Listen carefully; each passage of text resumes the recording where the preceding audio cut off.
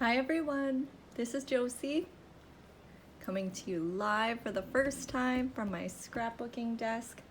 I'm really excited to show you how to repurpose an old book into something brand new. So I thought to start, I was going to tell you a little bit about how I choose the books that I'm going to repurpose. So this is an example of a book that I've picked. I chose it because I love the color. It's very vintage, which I love. Anything, old, past its prime, because recycling is something that just makes me really happy. So I've chosen this book. It was weeded from the library, ready for the garbage, and I like it mostly because when I opened it, it's filled with beautiful colors, very cute illustrations, and I think it'll be easy to cover because it has that real papery feeling.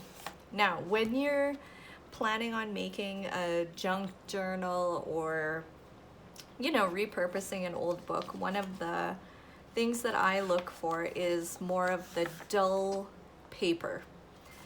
You can, having said that, recover a glossy book, but I find it a lot harder. The reason being is that I antique a lot of my pages. I'll ink around the edges, stuff like that. And the glossy paper is it is harder to do that with. The ink smears, the glue seems to take a little longer to dry, so I really try to go for something that's a little bit older than that. Now this one I've already prepped, and I'd love to tell you a little bit more about how you do that. So I'm gonna quickly show you another book that I chose for repurposing. So I picked this one. It's gonna make a fabulous little Christmas album or Christmas journal, but I haven't done anything to the inside yet. So that's exactly as it is. So in order to prep your book, the prepping is the longest part. Now what you wanna do when you're prepping a book is you're gonna glue at least 2 pages together. So I don't know if you can tell, I hope you can, that I have prepped this book already. So the reason being is that we are going to have so much fun decorating and adding elements to these pages that one page is not going to be sturdy enough. They're gonna rip, they're gonna be too heavy. So by gluing 2 pages together, you have a really sturdy foundation for anything that you want to add onto the page. And it's really easy. So to prep the book, I don't use anything fancy. That's right, Elmer's School Glue. That's it. And it works really well on these older pages. So what I like to do is in an afternoon, I will prep several books so that on the days when I'm ready to craft, that part is finished for me. And that is the best advice I could give, because right after you prep it, you cannot quickly alter it. You have to wait for everything to dry.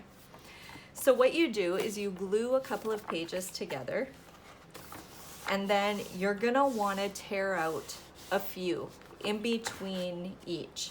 You can even turn one page, rip out a few, and then glue the following page to the first one to hide where you've torn the pages out. For me, sometimes it matters, sometimes it doesn't. It's really preference. But the reason why you're gonna wanna tear out some of the pages is because, as you may notice, when you glue them together, the book gets thicker. So imagine if you left every page in the book and did gluing, your book is not gonna close. So you're gonna want something that when you're finished prepping, when you're finished gluing your pages together and you're finished ripping out excess, your book closes small. Now, the reason for that is because we are not going to leave these pages alone. So in this particular book, I really haven't decided yet what I'm going to use it for. It's likely just going to be a gratitude journal, that sort of thing. So on top of the pages is going to be cardstock and stickers and, you know, loose leaf or writing paper to make it fun for the person who purchases the book to then, you know, add what they want to add. So after we've decorated these pages with, you know, more paper, more elements, it's going to make the book fatter. So it's not going to stay skinny like this. When I'm finished, most are, you know, roughly like this. I like to put something heavy on when I'm done to kind of squash it down a little bit. And sometimes I also include ribbon in the front and then a ribbon in the back so that you can tie your book closed or put an elastic around it. Depends what you're looking for. So today, I am going to show you my current project. So right now, I am working on a recipe album. This is the cover that I've done. I'm going to show you the paper pack that I was using for this book.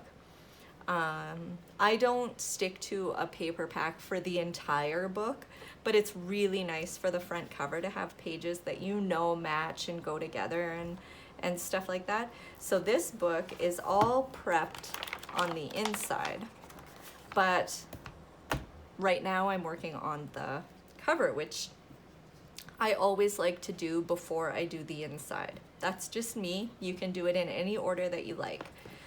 So this book I chose for repurposing because it has those dull, papery feeling pages, but also because the cover just called me in. It was perfect. It's a blank slate. So the front here where I've put the title and all of that used to look exactly like this. So it took a lot of the guesswork out for me. I decided I wanted to leave this cloth binding strip on the side, and I was just going to cover this part. So I've already done the front so that I was able to show you how to do that. And now I'm going to show you how to do the back. I'm going to show you how to do the back cover because it's exactly the same as doing the front. So it's really going to give you a good handle on what to do. So the paper pack that I'm working with is called Eat, Play, Love. And I got it from Close to My Heart, which I will link in the video so that you can find it if you so choose. I've been working on recipe albums this past month or so, and they're really fun. I like them because it's a great way to save those special family recipes. They're not gonna be huge, but you're able to keep the ones that are meaningful to you. They make wonderful gifts for friends, other family members, and whatnot. But my challenge was finding a good paper pack for doing recipe albums, and lo and behold, the March, April Close to My Heart catalog had exactly what I wanted.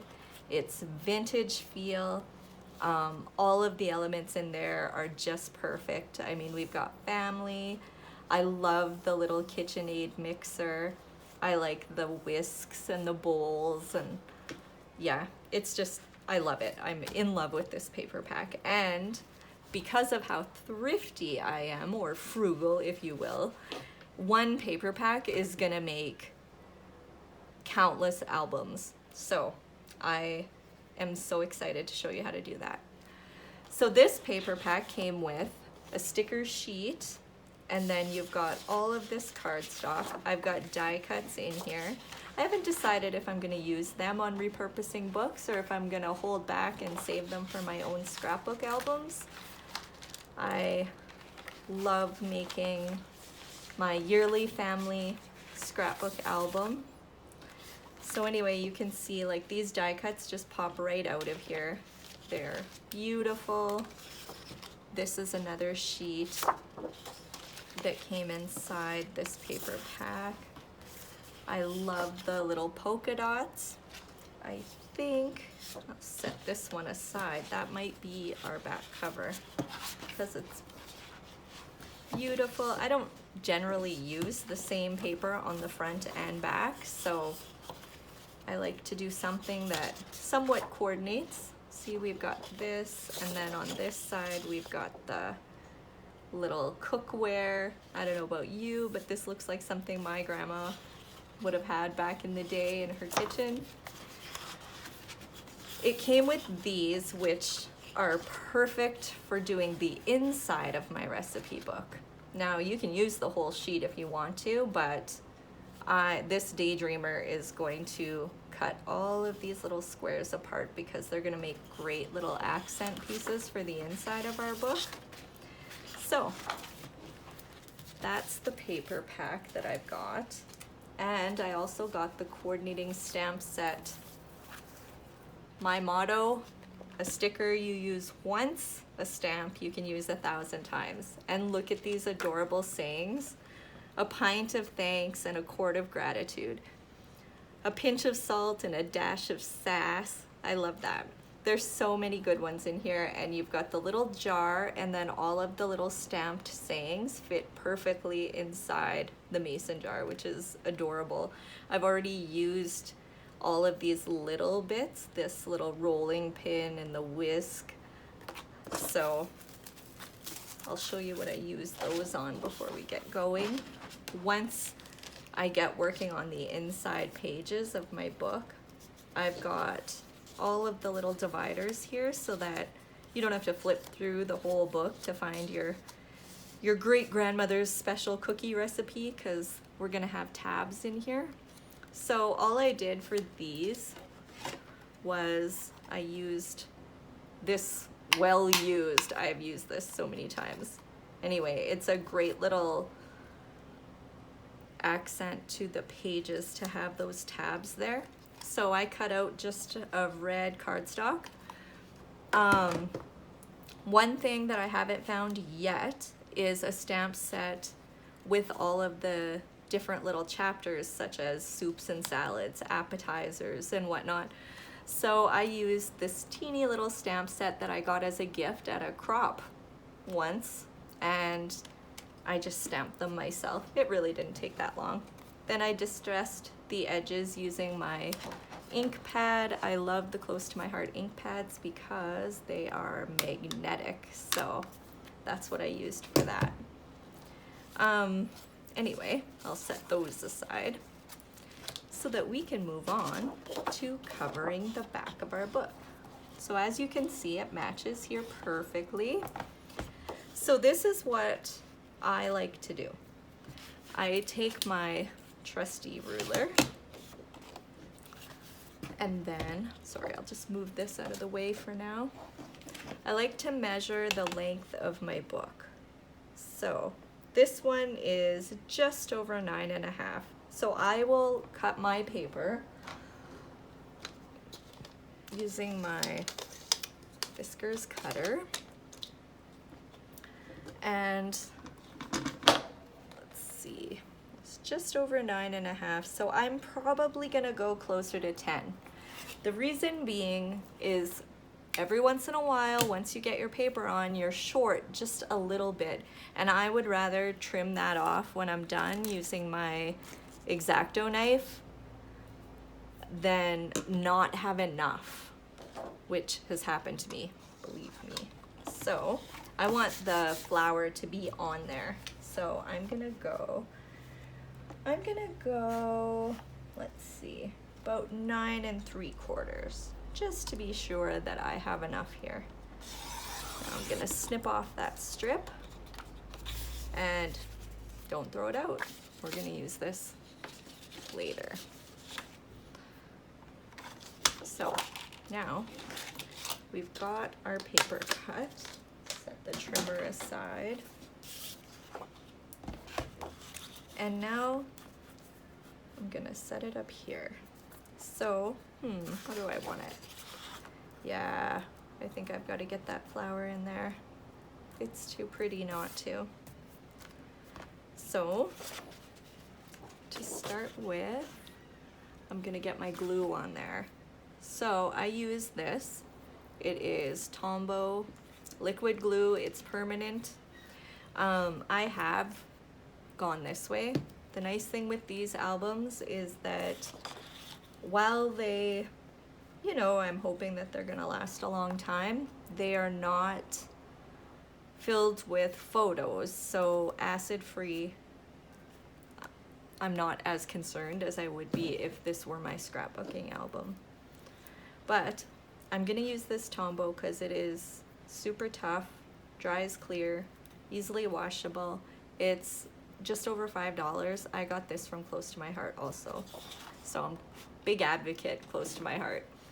Okay, so I've got my Tombow. I always use the thin tip just because it makes it so much easier to use. It's like a pen. So I just get it as close as I can, because once I squish the paper on there, it's gonna squish the glue a little bit too. So I get it as close as I can to the edges of where I'm planning to glue onto the book. That's the main thing. You want it as close to the edge as you can so that it's not peeling up. I have done this a lot of times.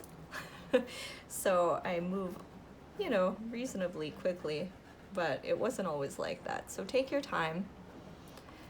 Now, once I get it all around the edges, I like to just get a little extra. Okay, so we've got our glue. Now, moment of truth. We're gonna line this up the best we can.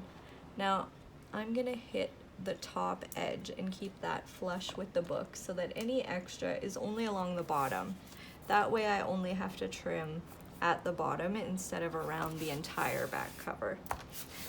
Press down. This Tombow is amazing because it really doesn't take very long to dry. So once I press down, I have this handy dandy little smoothing tool. So I do this, but anything would work really. Anything that's thick that you can use, a ruler, whatever. And all it does is just pushes out any kind of air bubbles. There. Now that to me seems pretty sturdy. Okay, so rather than trim the paper off and only covering the back cover, I like to keep that and wrap it around the inside. I'll show you what I mean here. So what I do is I press around the edge of my book. You can see that it's starting to form a little line there, and it just makes it easier for me to fold around to the front. So I do that quite a bit of times because it makes it so much easier to fold. Okay, so now you can stand it up. Just keep doing that. There we go. Okay, so now you can see the inside of the back cover. You can see where my paper just kind of overlapped a little bit, but that's okay. I'd rather have a little extra than not enough. Now I'm ready to wrap it around. So you can see why I didn't snip it off. I'm already done more than half of the inside of the back cover. Now you take the Tombow and I run it along here. So you're gonna wanna go a little bit up because of that little bit of paper overhang. You don't wanna go right to the edge because it's not gonna stick onto anything. So I go here, all around, just like you did on that front part. Oh, my hand's not too steady. And then at the top, you're gonna wanna get a fair bit here because we don't want it to be loose. And then yeah, just go crazy, go all willy-nilly. The nice thing about this glue is it doesn't show the glue lines through the paper when you're finished. So we just wrap it around, stick it down, and there you go. Now I don't want to trim off this excess quite yet. I want to give the glue a chance to set so that my paper doesn't rip. And while we're here, I don't want this to stay white. So I need to pick something that's gonna go along with it. Let me see, what have I got in my scrap bin? I've used, see if you notice, I used a little bit of craft paper, which is just brown paper. So I'm gonna coordinate that and put a little strip here. So again, take my measuring tool. So what I'm gonna do as a shortcut, is I just flip it over, measure to the end of the book, and then I'm just gonna take my pen and make a little line there. Now, I don't know if you have one, but I have a small photo cutter. I don't know what I got on it, but it's been stained for years. Still works good though. So yeah, so then I just line up the little dot that I had made on my paper, give it a little snip there, and now it should be perfectly sized for the inside cover of my book. So once again with my glue, just gonna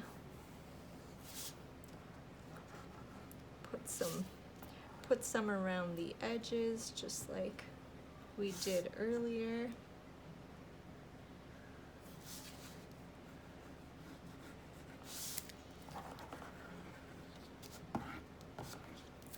There we go.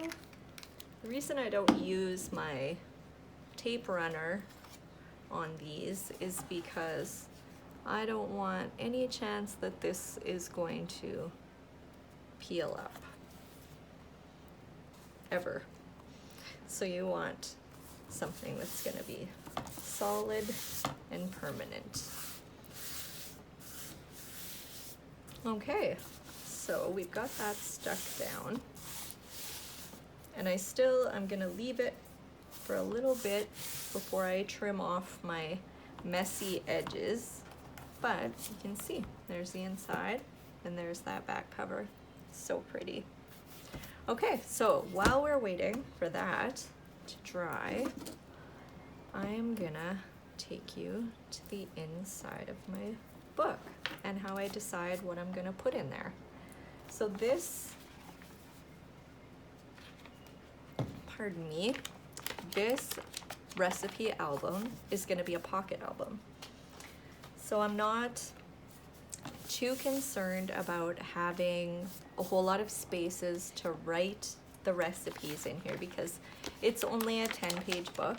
So instead, what I'm going to do on the inside of these pages is make nice large pockets. There is going to be on the back side a place to jot down anything important. You can even just write shortcuts. Or maybe I'm the only one who takes shortcuts with my recipes, I don't know. But I'm gonna make pockets here so that we can keep recipe cards in the pockets because it's the recipe cards that I use the most of, at least in my home. So I wasn't sure at first what I should use to cover the pages, and then I remembered dismantling an old recipe book to make a different album. And of course the pages were super cute, so I didn't want to throw them out, so I saved them. And now is the day when all that saving comes in handy because this is what I'm going to use for my first page of the album. So I chose this because the first page that I'm gonna make will be for, let's see, desserts, things. Maybe I had an appetizers one, but I don't. Lucky for me, I'm the one making the album, so I get to decide what goes first. In this book, it is going to be soups and salads. So I have my little tab that I had made earlier for the different parts of my book. So see, I used the little whisk on here. So cute. Anyway, so I'm gonna use this. So you can see that my extra page is too big.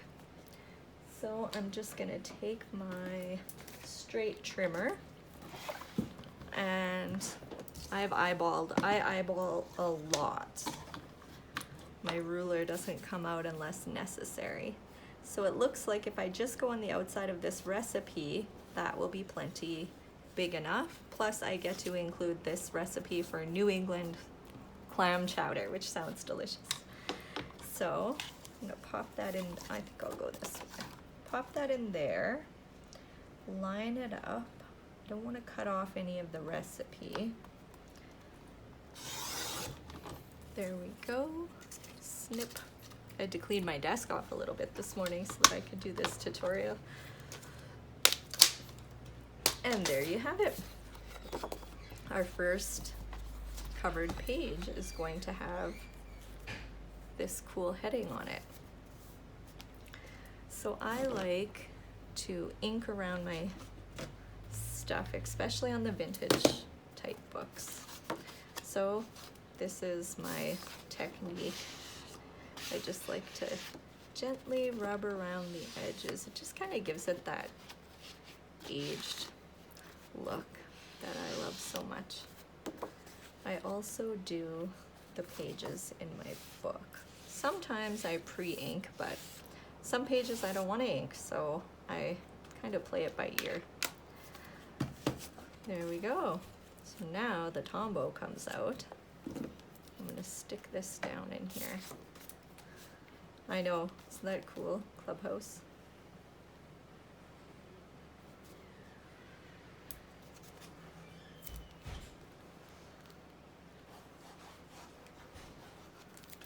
There we go.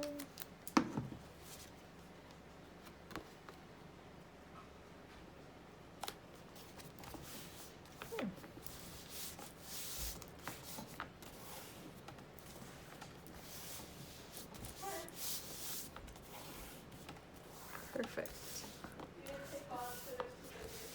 Now it's okay, so now we're just gonna finish off our pocket, and then I think we're done what I'm gonna show you today.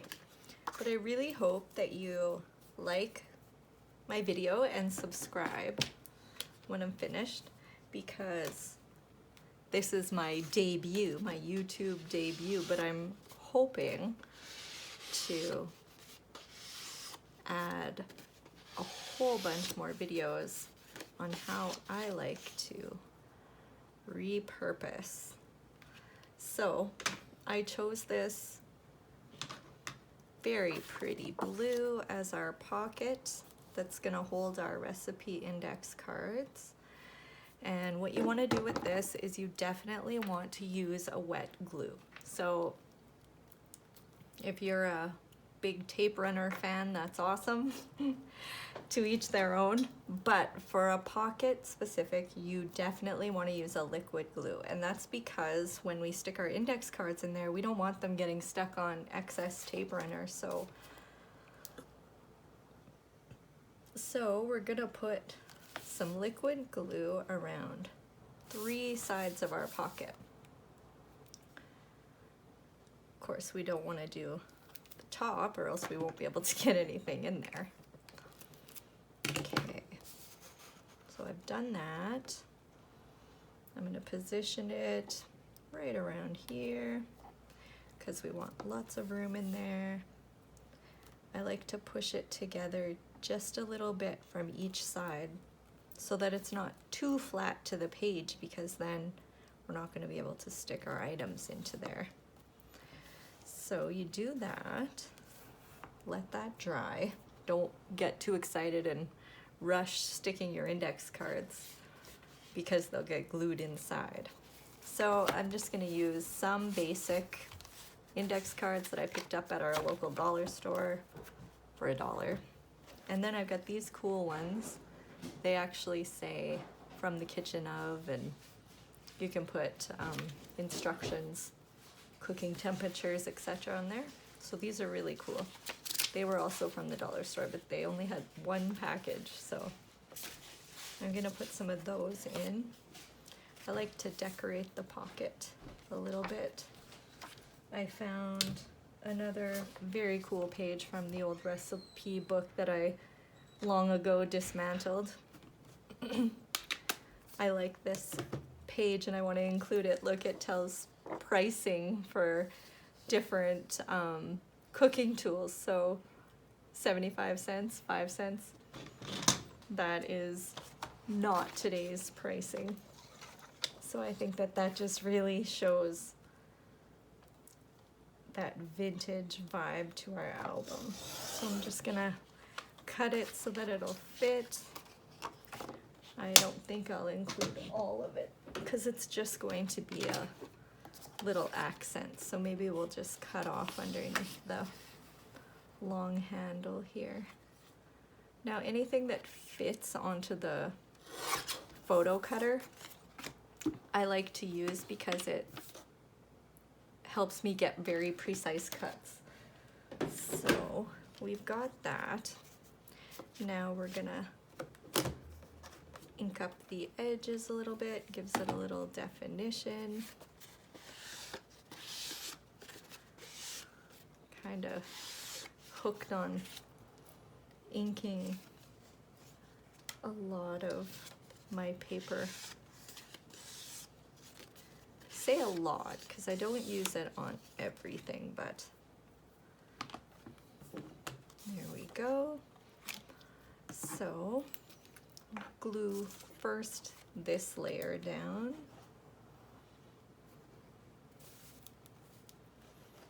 I love the colors of this paper.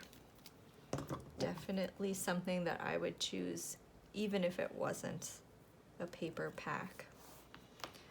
There we go, we've got that put down. Now we're gonna put our little accent. So you can see embellishing doesn't have to be expensive. You can find embellishments all over the place. Junk mail, old magazines, old books, pretty much anywhere. I know I have a bunch of old music books that were gifted to me, and I love using the old sheet music to decorate any of my vintage albums. So I already went ahead and snipped a row off of this sheet, and we're just gonna use one of these little guys to dress up our page just a little bit more, give it a little color. I really like this little yellow one on the end. So cute. There we go. My goodness. Almost finished with our first page, and I love it. So, got that. It's just a little rolling pin. So we'll go ahead and glue that down also. Lots of gluing. I always say paper crafting is just kids' arts and crafts for grown-ups, and I'm so glad because I absolutely loved making things when I was a little girl, and I still do. Okay, so we're just about done there, but I always like to have some kind of little sentiment. So what am I gonna go for here? see. Oh, so cute. Let's go with this one. Seasoned with Love. Now, these clear stamps from Close to My Heart, I cannot say enough about them because they're so easy to position. So it's one thing if you want to, you know, stamp onto a cardstock or whatnot and then glue it. But with these stamps, I just feel totally comfortable stamping right onto the page because I know exactly where I'm going to position it because of the clear blocks and the clear stamps. So I'm just gonna stick with the charcoal ink that I've been using, and I'm just gonna stick this onto the ink. There we go, we're all set. Gonna line it up. There we go. Aw, that's perfect. I'm so happy with the way that this turned out. Okay, and now our glue should be dry, so I can demonstrate. Whoops, what did I do with my, there they are. So these ones I have already inked the edges, and I also punched a little hole because I thought it would be cute to tie a little, you know, a little ribbon or whatever, and then that way you can just flip through your stack of index cards without them getting all messed up, and you're not gonna run the risk of losing one.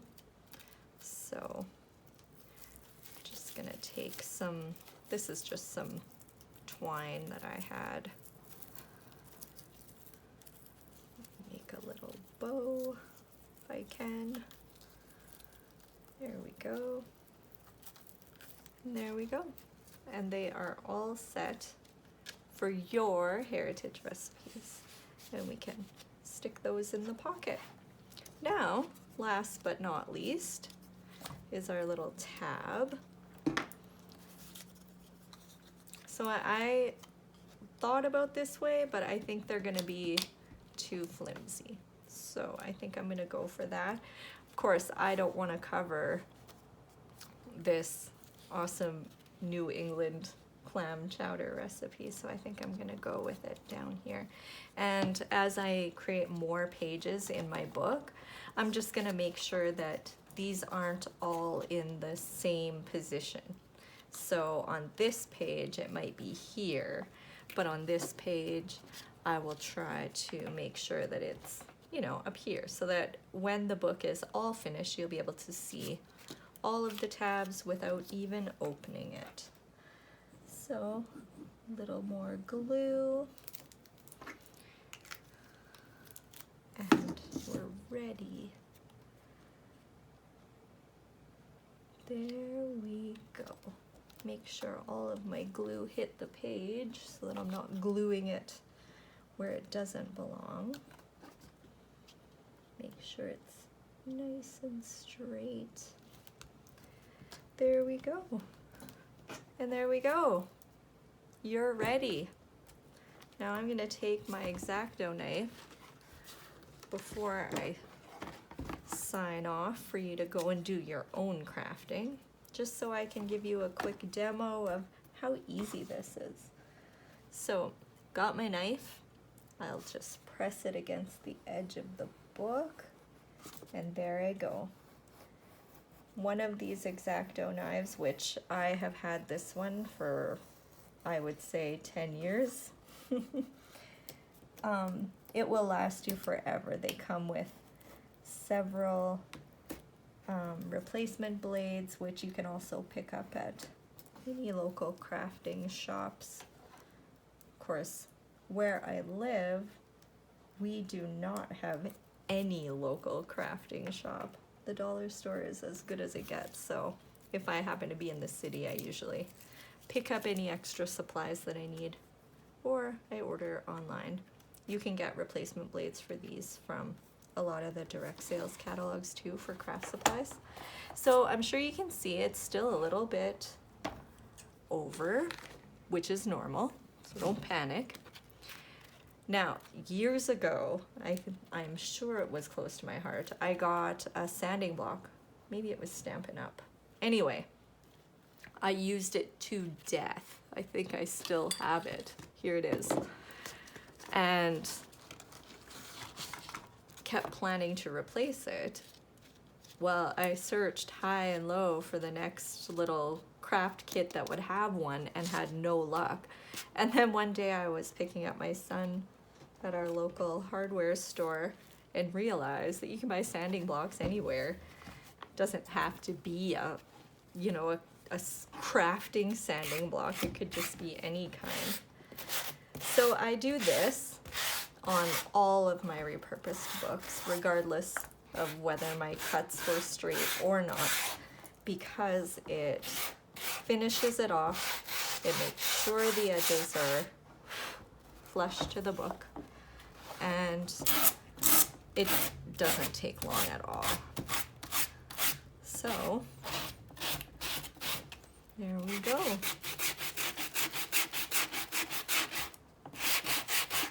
Give it a couple more swipes. There, got this one little stubborn. But provided you've waited the amount of time like I suggested for your glue to dry, you're good to go for sanding. So yeah, after I sign off, I might give it a couple more swipes, but it's basically good to go. And there will be a pocket in the back here too, but I don't want to keep you all day on my first video. So there you have it. Made with Love, Adventures in Cooking, which is actually just a little title that was in that old recipe book that I dismantled, so it was perfect. And there is the first page that we just put together. I want you to like and subscribe to my channel so that I can keep showing you interesting ways to repurpose items. Believe me, I've got tons more books to do. I've been collecting my little tea cans, and I'm hoping in one of my upcoming tutorials I can show you what I plan to use those little guys for. So thank you very much for watching. I hope you enjoyed. I hope it was simple. And maybe link a photo of what you've managed to create. So have a great day, everybody, and thank you very much for watching.